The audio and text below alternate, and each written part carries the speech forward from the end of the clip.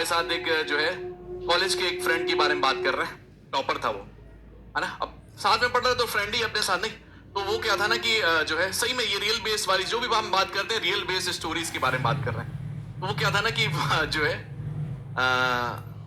11-12 जो है ना खुद से प्रिपरेशन की थी उसने। हमारे साथ ही था कॉलेज में, बीटेक में, साथ ही उसने बहुत ज्यादा मतलब 11-12 ना उसने कोटा वोटा में कोई तैयारी नहीं की थी, अपने दम से स्कूल की दम से उसने जो है आईटी एनआईटी को क्रैक किया था स्कूल की दम से, अपनी दम से। सोचिए अपनी दम से बिना पढ़े 11-12 में, और वो वहां पे पढ़ाई किया था, ठीक है।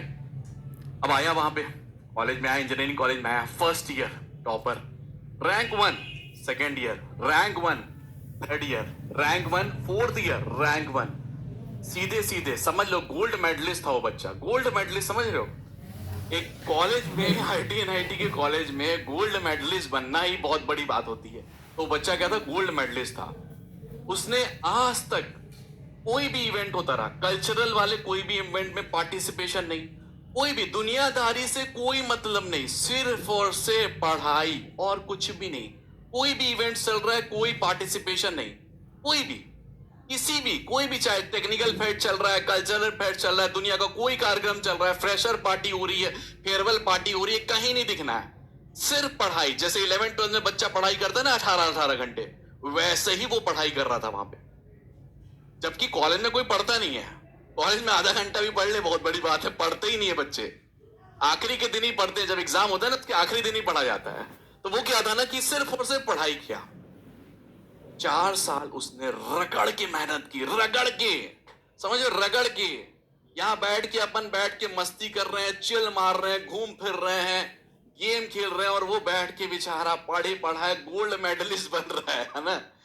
अब आया प्लेसमेंट का टाइम, अब आया प्लेसमेंट का टाइम। पहली कंपनी में बैठा, टाटा मोटर्स आई, पहली कंपनी में बैठा, रिजेक्शन, रिजेक्शन, टेस्ट का एग्जाम ही नहीं निकाल पाया उनका।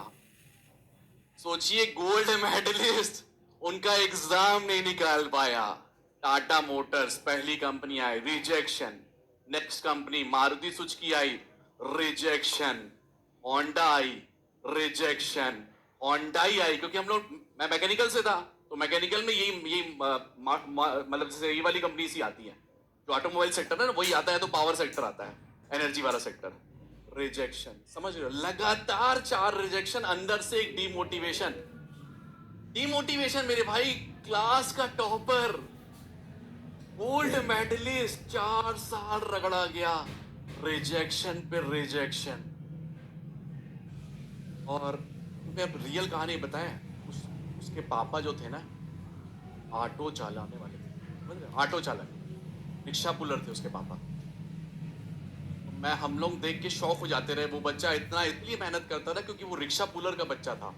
ये हमें बाद में पता चला रहा, उसने बाद में जब खुल के बताया, जब हम लोग फ्रेंड्स होने लगे, वो किसी से बात नहीं करता रहा, मतलब वो शेयर करता रहा तो उसको लगता रहा कि लिख लो, मेरा मजाक ना उड़ाए। नहीं, कई बार मजाक उड़ाते तुम्हारे पापा क्या करते हैं, ये क्या करते हैं, तो वो किसी के साथ शेयर नहीं करता रहा। तो मुझे उसके बारे में बाद में पता चली, यार सभी बच्चों को सभी के बारे में, मतलब जैसे हम लोग फ्रेंड्स थे, तो बाद में पता चला कि यार इसके पापा ये करते हैं।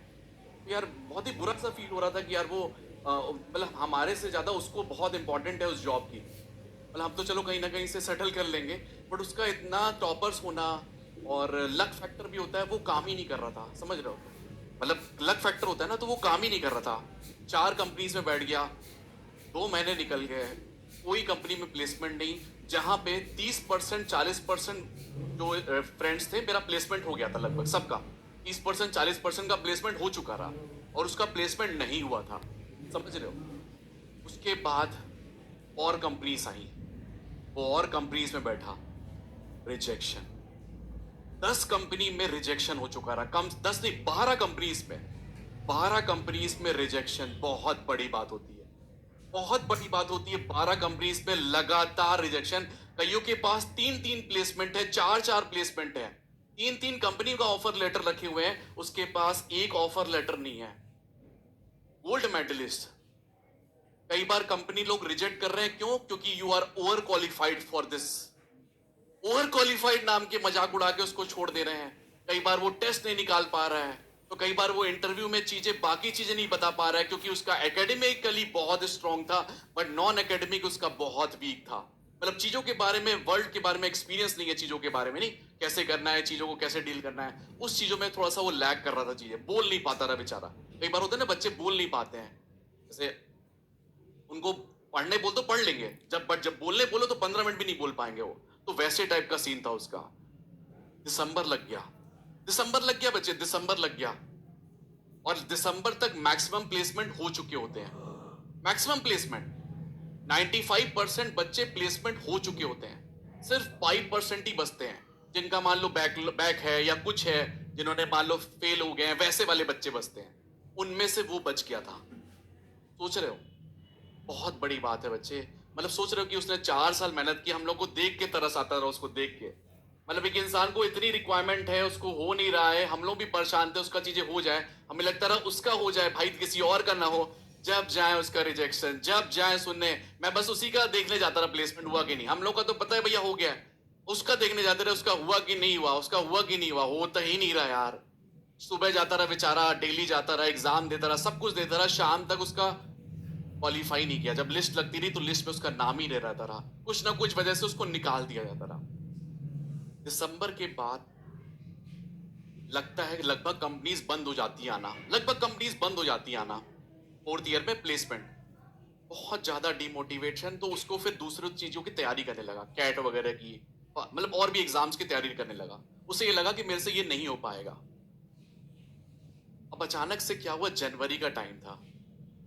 ONGC करके एक कंपनी है, oil natural gas corporation limited, बहुत बढ़िया शानदार लेवल की कंपनी है, पब्लिक सेक्टर कंपनी है, गवर्नमेंट कंपनी है, पब्लिक सेक्टर। अचानक से क्या हुआ, कभी नहीं आती रही वो, मतलब वो 2-3 साल से कभी नहीं आती रही वो, ज्यादातर आईटीज में जाती नहीं है। अचानक से क्या हुआ, उनके यहाँ वैकेंसीज आ गई काफी सारी, मैकेनिकल की अचानक से उसके पास वैकेंसीज आ गई। जैसे जो हमारा टीपीओ कोऑर्डिनेटर है, उसको पता चल गया कि यार वो वैकेंसीज आई हैं, उसको सीधे बुलाया गया। मतलब टीपीओ कोऑर्डिनेटर होता है ट्रेनिंग एंड प्लेसमेंट कोऑर्डिनेटर, वो सबको बुलाते हैं, वो पूरा ऑर्गेनाइज करते हैं। तो टीपीओ को बुलाया गया, उसको बताया गया कि भैया कंपनी आएंगी। आई कंपनी, ठीक है, बैठा वो, उसके साथ 2-3 और भी बैठे थे। मतलब उस टाइम पे तो बहुत ही वीक बच्चे बचे थे, मतलब काफी अच्छे अच्छे लोगों का हो गया था, बस वीक वाले लोग बचे थे और वो बचा हुआ था। जब वो बैठा और इतने अच्छे पैकेज के साथ वो जब सिलेक्शन हुआ, मजा आ गया। मतलब लगा नहीं था कि यार, मतलब उसका लगा था कि गया काम से। अब वो हमें लग रहा था बहुत बुरा उस चीज के लेके, क्योंकि यार वो इतना मतलब पढ़ा लिखा और उसके बाद नहीं हुआ सिलेक्शन, बहुत बुरा फील होता। फाइनली वो ONGC में चले गया एज ए मैनेजर पोस्ट, मतलब अच्छी पोस्ट में गया था और एक अच्छे पैकेज के साथ, जितना वो डिजर्व करता रहा। मतलब बताएंगे नहीं, अब जितना भी डिजर्व करता रहा उसको उतना अमाउंट उसको मिल गया, जितना उसके पास था, उसकी क्षमता थी, उसको उस चीजों ने, और उसको क्वालिफाइड था, वो बहुत अच्छे था। तो बीच में उसकी मेरे से बात भी हुई थी, 1 साल बाद उससे बात हुई थी, 1-2 साल बाद, कि क्या कर रहा है अब तू। फाइनली पता है कहां से, उस कंपनी के साथ ही कैट निकाला। आई एम अहमदाबाद से पास आउट हुआ, आई एम अहमदाबाद से पास आउट, समझ रहे हो। नेस्ले का बहुत बड़ा मैनेजर है इस समय वो, बहुत बड़ा मैनेजर, पूरा सेंट्रल का कोऑर्डिनेट करता है वो, पूरे नॉर्थ रीजन को कोऑर्डिनेट करता है, बहुत अच्छे पैकेज के साथ, समझ रहे हो, बहुत अच्छे, बहुत ज्यादा हाई फाई वाले पैकेज में होता है ना, तो उसमें पैकेज में, समझ रहे हो। तो किस्मत क्या से क्या हो जाए किसी को नहीं पता प्यारे बच्चे, समझ रहे हो। कभी कभी लगता है चीजें ऐसे स्मूथ है, पढ़ाई कर रहा है बच्चा तो उसके साथ सारी चीजें स्मूथ ही चलेंगी। अप्स एंड डाउन्स लाइफ में आते रहते हैं, बट वो बच्चा डिमोटिवेट नहीं हुआ। सोचो, हर एक प्लेसमेंट में बैठ रहा है, कभी भी वो रोया नहीं आज तक, कभी भी उसने रोया नहीं। गया प्लेसमेंट में, नहीं हुआ, दूसरे दिन फिर फाइट मारूंगा, फिर मैं निकालूंगा, फिर मैं फाइट मारूंगा। तेरा कंपनी में जो हार जाता है ना, उससे बात करके देखना। जो तेरा कंपनी में जो नहीं होता है ना जिसका सिलेक्शन, उससे एक बार तुम बात करके देखना कैसा फील होता है। 13 बार नॉट सिलेक्टेड, कितना बुरा फील होता है जब तुम एक जो है एक प्रॉपर, तुम सोचो गोल्ड मेडलिस्ट हो और 13 बार हार जाओ अपनी चीजों को लेके। जब तुम्हें पता है सामने वाला जो है कि वो बहुत ही वीक है, फिर भी उसका सिलेक्शन हो गया और तुम्हारा नहीं हुआ, कुछ वजह से तुम निकल जा रहे थे, बट फाइनली तुम जो डिजर्विंग थी चीजें उसको मिल गई और आई एम अहमदाबाद से पास आउट और एक अच्छे नेस्ले की बहुत बड़ी कंपनी के साथ और तुम मैनेज कर रहे हो और अच्छे पैकेज के साथ एक मतलब सेटिस्फेक्शन मिलता है कि वो अच्छा कर रहा है। सोचो वो उसका बैकग्राउंड बहुत वीक था, बहुत ज्यादा वीक। रिक्शा पुलर का बच्चा था बच्चे, तो समझ ही रहे हो, तो ये बहुत दिक्कत होती है पैसे वैसे की। सोचो उसके बावजूद कितने अच्छी जगह पे रह रहा है। तो एक बच्चा अगर ऐसा कर लेना तो समझ रहे हो फैमिली को ठीक कर सकता है अपनी वो। कोई भी मिडिल क्लास का बच्चा अगर आईआईटी एनआईटी में पहुंच के फोड़ के अपनी पूरी फैमिली को ठीक कर सकता है, अपने बैकग्राउंड को ठीक कर सकता है। तो अगर तुम भी चाहते हो मेहनत करना, डेफिनेटली तुम भी कर सकते हो। कोई भी कम नहीं होता, कोई भी ज्यादा नहीं होता, समय के ऊपर है। कब किसका समय निकल आ जाए किसी को नहीं पता।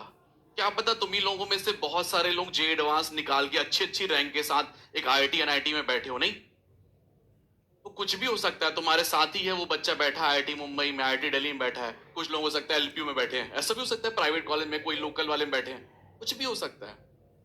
बट तुम्हें मेंटली रेडी रहना है अप्स एंड डाउन्स के लिए। अप्स एंड डाउन्स हमेशा आते हैं लाइफ में। जो मैनेज कर गया वो जीत गया।